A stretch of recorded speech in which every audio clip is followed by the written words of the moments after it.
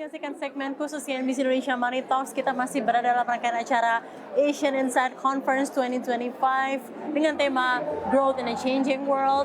Dan saat ini kita berkesempatan untuk berdiskusi bersama dengan Head of Group Strategic and Marketing Communication Indonesia, Bank DBS Indonesia, Ibu Mona Monika. Ibu Mona, how are you? Ibu, terima kasih telah bergabung bersama kami di CNBC. Ya, terima kasih juga untuk waktunya. Ibu, menarik di event ini, di Asian Insight Conference, banyak sekali isu yang dibahas itu adalah tentang ketangguhan, resiliensi ya, kemandirian dan juga pembangunan yang inklusif.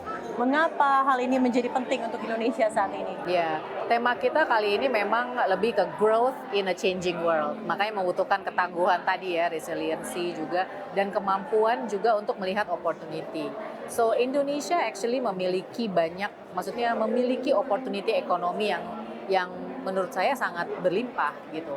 Nah, dan tapi kita juga nggak bisa lupa bahwa saat ini dunia ini kita mengalami berbagai disrupsi, mulai dari iklim, terus udah gitu inovasi teknologi yang sangat cepat gitu kan ya, dan juga tantangan geopolitik. Nah, kami di sini di DBS kita mengundang our clients dan juga our customers, jadi ada nasabah prioritas dan juga ada nasabah korporasi, because they really need to get some insights that will help them, untuk nasabah korporasi kita will help them to make decisions in order to continue with their business or to grow their business. And while our customers yang nasabah prioritas, mereka membutuhkan juga insights yang membantu mereka untuk membuat keputusan atas bagaimana saya mengembangkan kekayaan saya, atau bagaimana saya mencoba mengcapture good investment opportunities, for example. So that's why di acara ini kita mau menampilkan bahwa hey, Indonesia is actually full of opportunities, but at the same time we realize what are the challenges, and yet these are the insights that will help you untuk overcome that challenges and seize those opportunities. Ya, Bu Mona, yang juga kami notice di CNBC Indonesia adalah Bank DBS itu menjadi salah satu bank yang cukup aktif berbicara dan mengadvokasi ranah ekonomi dan juga pembiayaan berkelanjutan atau sustainable financing. Apa sebenarnya peran konkret Bank DBS dalam memperkuat ketahanan ekonomi Indonesia saat ini dan juga mungkin sejalan dengan program-program prioritas pemerintah yang ada? Jadi saya melihatnya kita punya framework yang cukup 360 ya menurut saya. Framework di mana we are very much committed to the sustainability agenda. Jadi kita punya framework di DBS itu, it's part of our DNA basically, dan kita sangat mengusung tinggi our sustainability agenda. Nah, framework kita itu ada dibagi 3 pilar. Jadi pilar pertama itu adalah responsible banking. Nah, responsible banking itu merupakan bagaimana kita berusaha mengadvokasi, mempromosi, membantu nasabah korporasi untuk bertransisi menuju bisnis yang lebih green gitu. Nah, jadi kita punya yang namanya transition financing, sustainability financing, atau sustainability linked loan, products seperti itu. Nah, kita juga berusaha untuk terus mempromosikan produk-produk investasi bagi nasabah prioritas terutama yang memang ada hubungannya dengan ESG. Jadi produk investasi yang berhubungan dengan ESG itu selalu kita berusaha advokasi dan promosikan. Jadi dan kita edukasi more. Jadi more and more of our nasabah tidak hanya mampu gitu dan bisa bertransisi ke bisnis dengan lingkungan yang lebih dampak lingkungan yang lebih baik, tetapi nasabah prioritas kita, nasabah individual kita juga mampu berkontribusi terhadap ESG itu sendiri. Nah, di pilar kedua kita ada yang namanya responsible business practice. Nah, untuk responsible business practice is how DBS walk the talk. So, jadi kita nggak hanya kayak we're promoting this, we're advocating this, but internally we actually didn't do anything. Yeah. So it is very important for us as an institution that internally in our day-to-day operation kita juga memperhatikan agenda atau komitmen kita terhadap ESG ini gitu loh. Jadi contohnya kita itu seluruh sampah kita itu sudah dikelola oleh, baik di Indonesia ya, jadi nggak hanya di Jakarta, jadi di seluruh cabang kita di Indonesia itu sudah dikelola oleh salah satu penerima dana hibah wirausaha sosial atau social enterprise kita yang bernama Waste for Change. Ya. So they're the one who actually collect our trash dan juga help us untuk memilah sehingga very minim and hopefully zero zero to landfill trashnya gitu. Nah, kita juga selain itu kita juga ensure bahwa kita di tiap cabang kita ada part yang dimana pelan-pelan tapi pasti ya kita juga menambahkan solar panel for example to actually support our electricity. So dan kita punya target juga, kita juga punya target every year penggunaan kertas, tapi targetnya makin lama makin harus turun. Gitu. Jadi every year tuh biasanya kita dimonitor penggunaan kertas supaya semakin lama semakin turun dan bagaimana kita juga mengadopsi teknologi secara advance in order yang sifatnya manual, apalagi yang membutuhkan material seperti kertas dan lain-lain itu bisa semakin lama berkurang dan kalau perlu tidak ada sama sekali. Luar biasa berarti itu responsible business practice ya. Jadi it's how we walk the talk. Itu salah satu contoh lah ya. Nah, di pilar ketiga itu ada yang namanya kita sebut impact beyond banking. So we're not only a bank who actually think about how to make money for example, how we actually increase our transactions, how bagaimana kita bekerja saja, tetapi bagaimana kita juga berkontribusi kepada masyarakat di Indonesia, terutama di negara kita beroperasi. And this is very important for us. So that's why powered by DBS Foundation, jadi impact beyond banking ini kita itu banyak melakukan, kita punya program-program, jadi ada program development project. So development project, we work with NGOs untuk ada program-program dengan 2 tema khusus. Tema pertama adalah inklusi dan tema daily needs. Daily needs di sini adalah jadi ada inklusi keuangan, terus ada peningkatan literasi dan juga nutritious food atau food security gitu. Jadi kita bekerja sama dengan NGOs.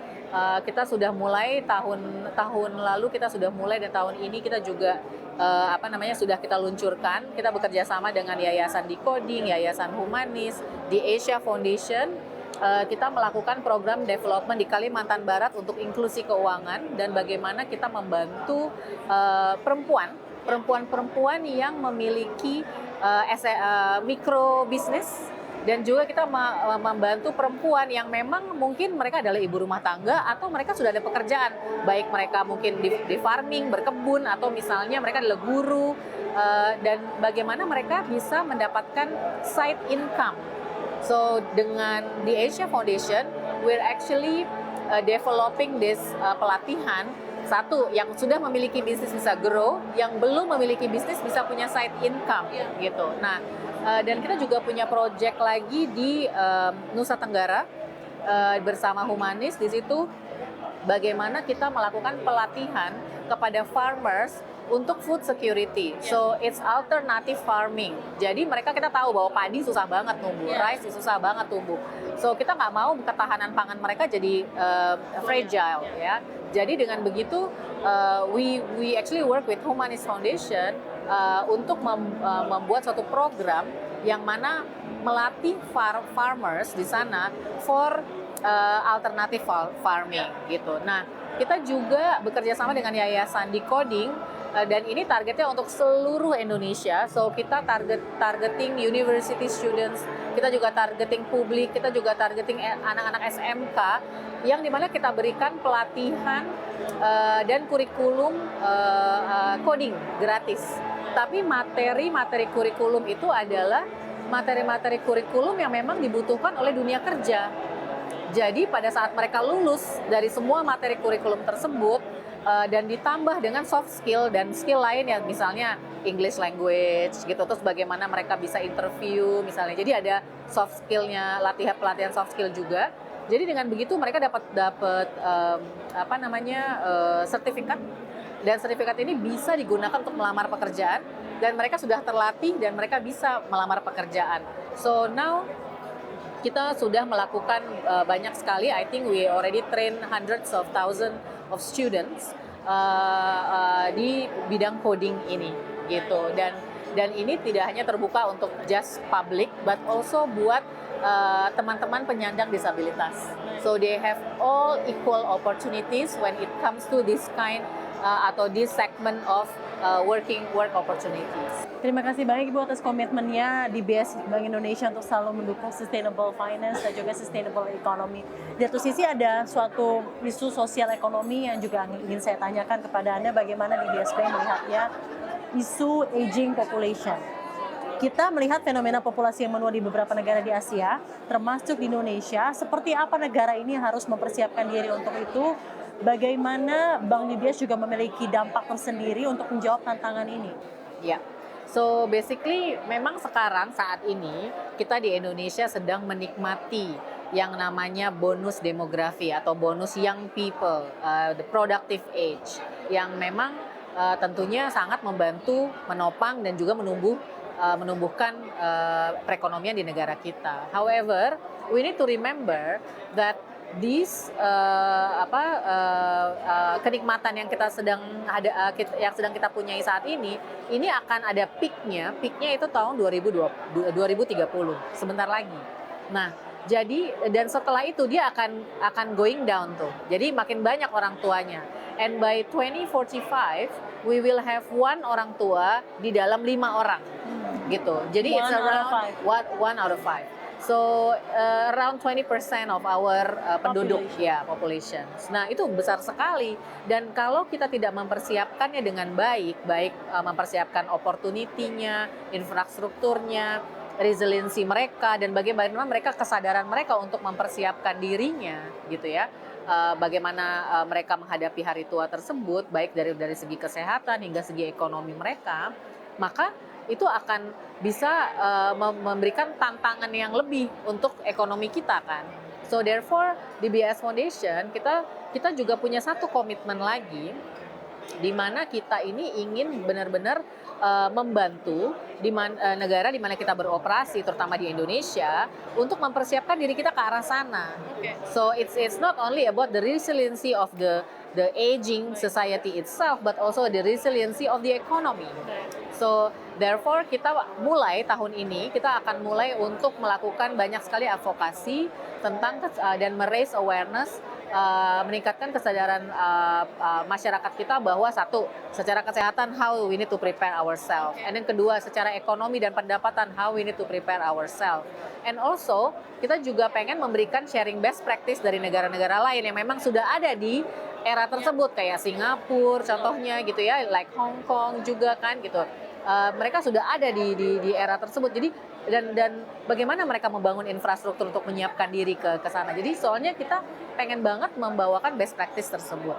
Nah, selain itu kita juga ingin mengajak dan menstimulasi social entrepreneur dan social enterprises di Indonesia untuk dibangun dengan cost atau impact yang arahnya ke sini, mempersiapkan atau membangun inklusi people with people yang sudah menua atau people yang sudah di usia retirement, atau yang social enterprises atau bisnis yang membantu untuk mempersiapkan mereka ke arah sini. Jadi ada inklusi dan juga ada persiapannya. Nah, makanya tahun ini kita akan meluncurkan satu lagi another grant award, namanya Impact Beyond Award, yang dimana kita akan memilih, tetapi ini mereka harus pitch their business dan mereka harus bersaing dengan social enterprises dari negara lain in the region, di mana kita akan memilih 3 pemenang dan akan ada dana hibah yang akan diberikan untuk satu pemenang tersebut itu akan bisa mendapatkan $1 million Singapore dollars gitu. Nah, jadi saya juga ingin sekali mengajak teman-teman, anak-anak muda gitu ya, yang founder dari startup dan social entrepreneur untuk membangun bisnis-bisnis yang menciptakan dampak positif, yang membangun inklusi bagi orang-orang yang memang sudah ada di usia pensiun, tapi juga social entrepreneurs yang mempunyai dampak-dampak sosial di mana mempersiapkan orang kita sekarang untuk ke arah sana agar lebih resilient secara finansial mungkin atau kesehatan. Dan juga kita mau cari social entrepreneurs atau social enterprise yang mungkin arah bisnisnya untuk menciptakan infrastruktur yang memang dibutuhkan gitu. So this year kita berharap makin banyak social enterprises atau social entrepreneurs Indonesia yang bisa ikut this Grand Award. Baik Ibu Mona, jadi tadi Ibu juga sudah menyampaikan kepada kami DBS Foundation, Grand Awards, dan bagaimana komitmen Anda untuk bekerja sama dengan social entrepreneurs untuk tackling this social economic issue which is aging population. Pertanyaan berikutnya, apa yang ingin Anda sampaikan mungkin kepada umum, kepada publik, dengan siapa sebenarnya Bank DBS Indonesia ingin bekerja sama untuk memperkuat dampak dan impact ini, Ibu? So, jadi sekali lagi saya ingin menegaskan bahwa DBS Foundation sangat berfokus pada satu program yang bersifat inklusi keuangan, program yang bersifat literasi dan juga food security atau juga nutritious food, dan bagaimana kita, yang ketiga adalah bagaimana kita mempersiapkan aging population. Jadi kalau ada mungkin institusi, organisasi yang memang punya arah dan dampak atau misi untuk memberikan dampak positif di 3 tema tersebut, kita sangat terbuka. Baik dari NGOs misalnya atau another social enterprises gitu kan ya, atau mungkin mitra-mitra yang lain memang yang memiliki misi yang sama, so can contact us gitu ya. Jadi dan kita dengan tangan terbuka ingin sekali bekerja sama karena at the end of the day this is for masyarakat Indonesia. The betterment of Indonesia. Yes. Terima kasih banyak Ibu telah berbincang bersama kami di CNBC Indonesia. Sukses untuk acara Asian and South Conference 2025 Growth in the Changing World. Terima kasih banyak juga telah bergabung bersama kami. Sehat selalu untuk Ibu Mona. Terima kasih sama-sama. Dan demikian diskusi eksklusif kita bersama dengan Head of Group Strategic and Marketing Communication Indonesia Bank DBS Indonesia, Ibu Mona Monica, CNBC Indonesia Beyond Business.